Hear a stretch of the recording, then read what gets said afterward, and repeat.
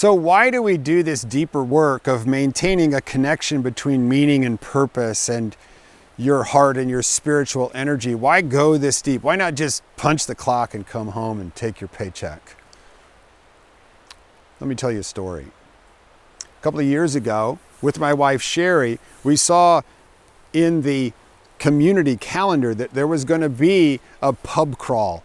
They call it a wassailing tradition. Welsh, it's called Mary Lud. And if you look it up, and I'm going to show you the people that we went with, they put a horse's skull on a stake and put a scarf on the back of its head and parade it through the streets from pub to pub.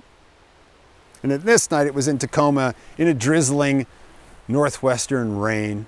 And we were going between the different pubs, and we were in a line, like 6 of us in a line, and the person in the middle started whining about the fact that they were 50 years old and had just had their 50th birthday. And I looked over and I said, man, I remember 50, that was a pretty good year, right? By the way, I'm 62 right now. And another head popped out from the end of the line and he said, I remember 50 as well. So the two old guys sort of bonded together and we start walking, and he says, yeah, my dad lived to be 93 and then he committed suicide.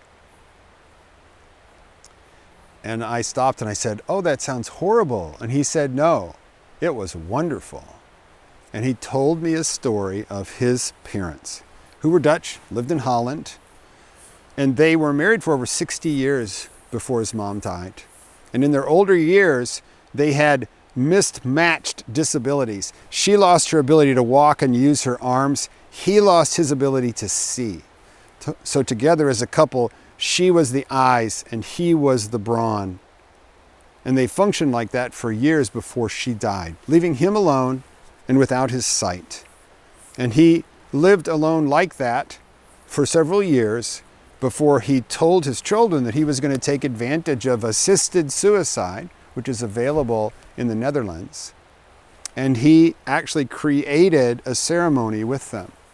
For 3 days in a row, he had one of his children with him for the entire day. 1, 2, 3, and they spent the day together, reminiscing and just being with their dad for one last time.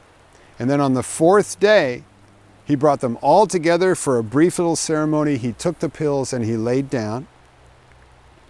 And as we're walking along on this rainy night behind the horse's head, the man next to me said, the last words out of his mouth were, it's later than you think. And then he died. I can't count the number of times I've said those words to myself in the 2 years since that experience. That's why I do this work. It's later than you think. We're light workers. You went this way with me at the fork. We only have so much time to make the difference we were put here to make. And it's always later than you think.